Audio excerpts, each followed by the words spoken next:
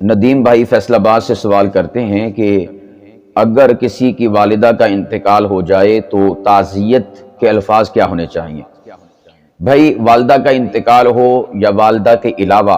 کوئی بھی قریبی دور کا اپنا پرایا رشتہ ہو، کسی کا بھی انتقال ہو تو اس حوالے سے الفاظ کیا ہونے چاہیے؟ صحیح بخاری میں اس حوالے سے حدیث پاک موجود ہے۔ نبی پاک کی صاحبزادی حضرت سیدہ زینب رضی اللہ تعالی عنہ، جو کہ سیدہ فاطمہ الزہرا رضی اللہ تعالی عنہ کی بڑی بہن ہیں، ان کے جب صاحبزادے کا انتقال ہونے کے قریب تھا تو انہوں نے نبی پاک صلی اللہ علیہ وسلم کو بلوایا۔ حضور تشریف لائے تو اس موقع پر اللہ کے نبی نے الفاظ جو استعمال کیے وہ یہ تھے: اِنَّ لِلَّهِ مَا أَخَذَ،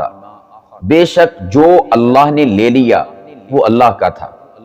وَلَهُ مَا أَعْطَى، اور جو کچھ وہ ہمیں عطا فرماتا ہے، جو فرمایا، فرماتا ہے یا فرمائے گا، یعنی اس لفظ کے اندر آپ یوں سمجھیں کہ اللہ کی ہر عطا کو اللہ کے نبی نے ذکر فرمایا کہ جو کچھ اس نے عطا فرمایا ہمیں، وَلَهُ، وہ بھی اسی کا ہے، جو لے لیا ہم سے وہ بھی اللہ کا، اور جو کچھ ہمارے پاس ہے وہ بھی اللہ کا۔ وَكُلٌّ عِندَهُ بِأَجَلٍ مُّسَمًّى، اور اس کے پاس ہر کام کا ایک وقت مقرر ہے،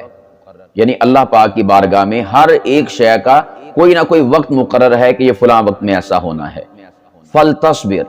فرمایا کہ آپ صبر کیجئے، وَلْتَحْتَسِبْ، اور ثواب کی امید کیجئے۔ تو یہ ہیں وہ الفاظ جو حدیث پاک میں آتے ہیں، اللہ کے نبی نے استعمال فرمائے۔ اگر کوئی انہی الفاظ کو تعزیت کے طور پر استعمال کرے تو وہ بھی ٹھیک ہے، اور اگر اس کو اردو میں کہہ لے، پنجابی میں کہہ لے، اپنی زبان میں کہہ لے تو بھی ٹھیک ہے، اور اگر اسی مفہوم کے الفاظ کہہ لے تو وہ بھی ٹھیک ہے۔ جیسا کہ ہمارے ہاں عام طور پر جب تعزیت کی جاتی ہے تو پہلا جملہ کیا ہوتا ہے کہ جی اللہ دا حکم، اللہ کا حکم، اور اس کے بعد کیا ہوتا ہے اللہ آپ کو صبر عطا فرمائے، اور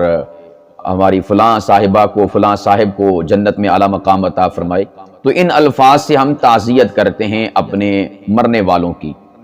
تو یہ بھی ٹھیک ہے۔ اگر ان الفاظ سے کی جائے تو بھی ٹھیک ہے، اور اگر حدیث پاک میں الفاظ مذکور ہیں ان سے کی جائے تو بھی ٹھیک ہے۔ تو آپ سادہ لفظوں میں یوں کہہ سکتے ہیں کہ یہ جو حدیث پاک میں الفاظ مذکور ہیں، سیم انہی کو تعزیت کے طور پر استعمال کرنا یہ لازم نہیں ہے۔ اب بہت سارے ایسے لوگ، بلکہ بہت کیا اکثر ایسے لوگ ہیں کہ ان کو ان کا ترجمہ ہی نہیں آتا، پتہ ہی نہیں ہے،